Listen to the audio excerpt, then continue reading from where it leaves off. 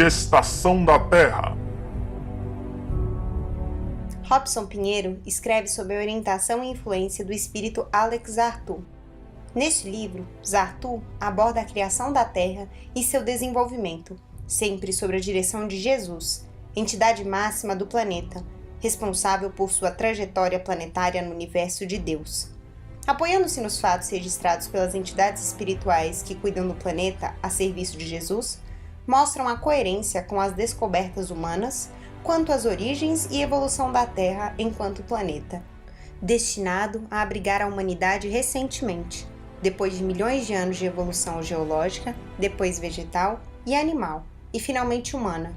Sobre a coerente visão espiritual, hoje plenamente explicada aos homens por inúmeras obras, entre as quais se destacam a de Allan Kardec, o codificador do Espiritismo, Arthur explica as existências de espíritos de diversas tendências e maior ou menor elevação, e sua influência na vida da Terra, com destaque aos grandes nomes da história, como Hitler, Gandhi e outros notáveis seres humanos, dedicados ao bem ou ao mal, que marcaram a passagem pela Terra em grandes resgates para si e para a humanidade, que influenciaram e influenciam até os nossos dias. Torna coerente nossas visões de passado com a questão de vidas sucessivas, e nos lembra e explica fenômenos como os dragões ou a existência e a vida na Atlântida, assim como as migrações entre planetas, praticadas por civilizações espirituais inteiras, que aqui se materializaram, vivendo e influindo nas civilizações existentes à época, deixando suas obras e sua cultura, que perduram até os nossos dias. Ao final, traça uma visão das tendências atuais e demonstra uma visão otimista da presença de Deus, a tudo comandando através de Jesus, tranquilizando-nos quanto ao futuro da Terra e da civilização constituída por espíritos de melhor índole, assim como apresenta traços dos destinos que ainda precisam evoluir dentro da eterna senda traçada pelo Criador. A personalidade do Mestre é ainda uma incógnita para quantos se fazem apologistas de sua vontade. A grandeza e excelência desse avatar cósmico só pode ser compreendida mediante comparações. É um espírito puro, e para se divisar a magnitude de sua alma cândida e bela, é preciso compreender o grau de evolução que tinha antes da formação do vosso mundo, analisar sua relação com seus contemporâneos, visualizar a extensão de sua mensagem renovadora. Ele existia desde épocas imemoriais. De onde viria? Qual mundo foi palco de suas lutas, de seus anseios, de sua história? Não importa. Com certeza, os mundos que o viram crescer e nos quais caminhou sobre a superfície não mais existem. Estão dispersos na poeira cósmica. A alma de Jesus paira entre as estrelas, numa espécie de holoexistência. Seu ser banha-se nas luzes das luzes, pois ele é o próprio ser, cuja existência supera todos os conceitos que se possam fazer ou desenvolver a seu respeito. No princípio era o Verbo. Sua mente manifestou-se em determinado quadrante do espaço. Sua forma não se sabe. Compreende-se apenas que era um ser puro, pura consciência, luz imortal, consciência sublimada e artífice espiritual que servia sob a ação direta do Criador Supremo. Manifestou-se a sua força mental, concentrou as energias do seu pensamento e a sensibilidade de sua alma, agregando em torno de si os fluidos cósmicos, a matéria primordial. Inicialmente, formou-se o turbilhão de matéria em estados inconcebíveis para o conhecimento do homem terreno.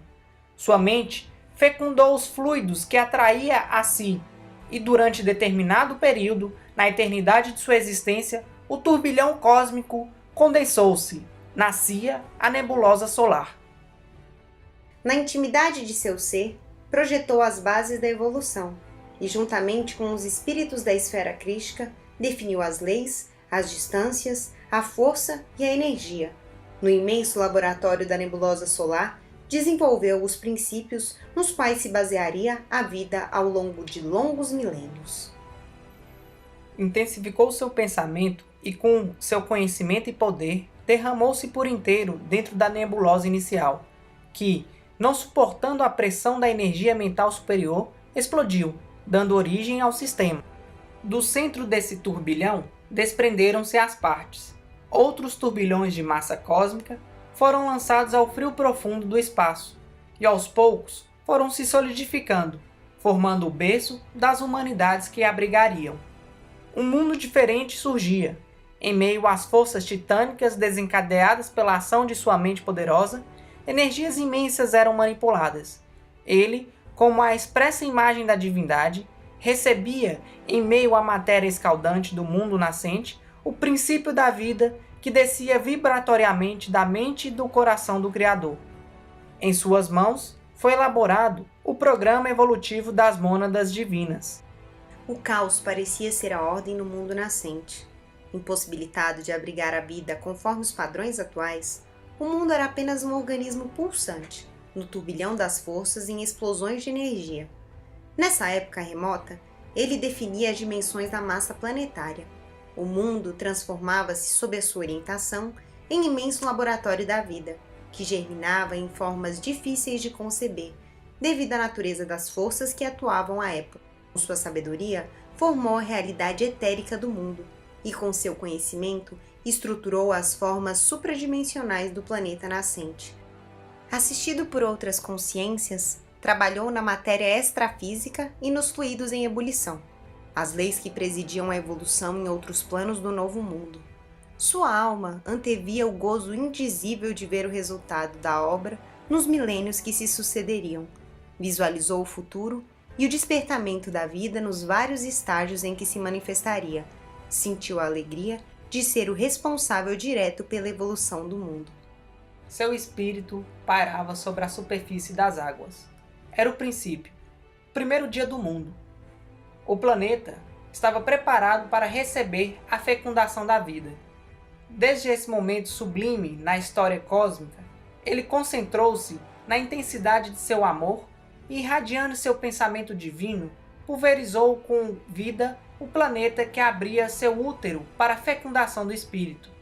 O abismo das águas ainda ferventes era a madre geradora, o útero planetário, fecundado pela força dinâmica de seu espírito para albergar a mônada divina, o princípio espiritual. Iniciar-se-ia, assim, a longa caminhada evolutiva dos filhos da Terra. A matéria fora fecundada pelo Espírito, e o Cristo a tudo presidia, trabalhando na intimidade da vida dentro do laboratório do mundo. Sua alma deleitava-se com o resultado antevisto em seu pensamento e abrigado carinhosamente em seu coração luminoso. Ele foi o princípio da criação. Ele era a luz do princípio, o Cristo cósmico, o Verbo do Senhor. O tempo passou, o aqui diluiu-se na eternidade, e o agora se fez presente na contagem eterna dos eventos evolutivos. Novos tempos, nova vida, novas experiências. As vidas de todos os homens estavam vazias de elementos superiores. O homem terrestre estava com fome de Deus e sede de sua misericórdia. Em todas as nações da terra se ouviu o clamor das multidões, o desespero dos povos. A ideia de Deus e de seu poder carecia de maiores elaborações, da força moral, do exemplo. No contexto dessa necessidade é que foi preparado o caminho para a encarnação do Verbo Divino. Jesus, o divino avatar de todas as eras, assumiu a forma espiritual do Filho dos Homens, até que no tempo adequado, conforme foi previsto no grande plano cósmico, assumiu definitivamente a natureza humana, pela maternidade abençoada de Maria de Nazaré. A presença de Jesus na paisagem do mundo é a resposta de Deus às tormentosas lágrimas dos filhos da terra. Quando ele aproximou-se vibratoriamente do vosso planeta, preparando-se para encarnar entre vós, sua aura exerceu poderosa influência sobre os destinos das nações. Por isso, foi ele denominado o desejado de todos os povos. Por onde passou, deixou um rastro de claridade, iluminando a noite dos anseios de todos os homens. Quando ele chegou, a humanidade dormia. O sono que representava a fuga dos deveres espirituais embalava os povos de então. A vida do Nazareno é a história de um grande amor. Antes dele chegar, a humanidade conheceu homens belicosos que fizeram a terra fraquejar ante sua arbitrariedade e poder destruidor. A terra deveria libertar-se da noite medieval da ignorância, mediante as claridades dos ensinamentos de Jesus da Galileia.